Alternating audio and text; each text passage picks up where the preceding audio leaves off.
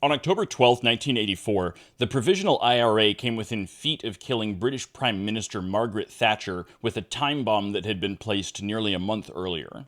Targets inside England were a high priority, with high-ranking members of the British government being particularly tempting targets.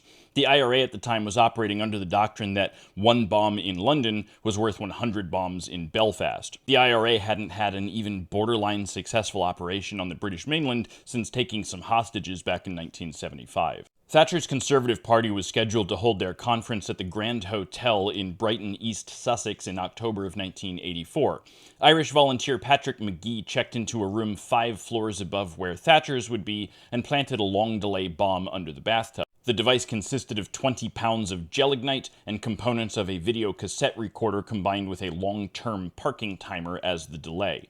This was a very small bomb by IRA standards, but it was more important that it avoid detection than anything. They were attempting to partially collapse the building rather than just blow the whole thing up. The bomb detonated at 2:54 a.m., causing the hotel's 5-ton red brick chimney stack to collapse down onto the building, ripping a hole down through all 7 floors.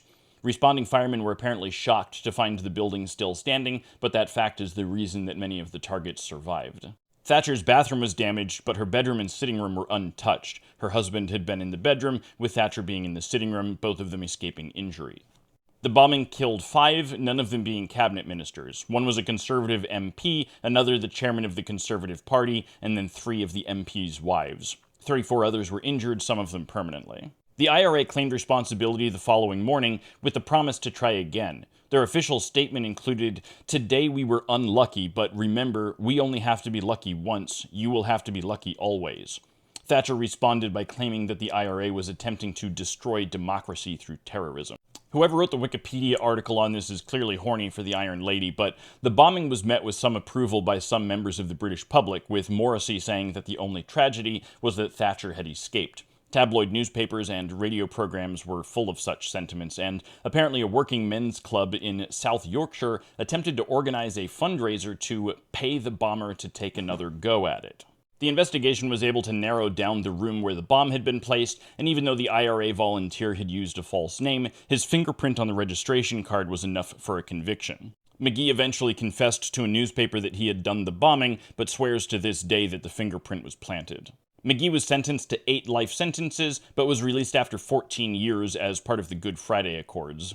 McGee said the British government at the time had been trying to portray the IRA as simple organized crime happy to make trouble and money in Ireland. This particular bombing was an attempt to force the narrative to change, with him saying, "To the British public, after Brighton, everything changed because anything could happen."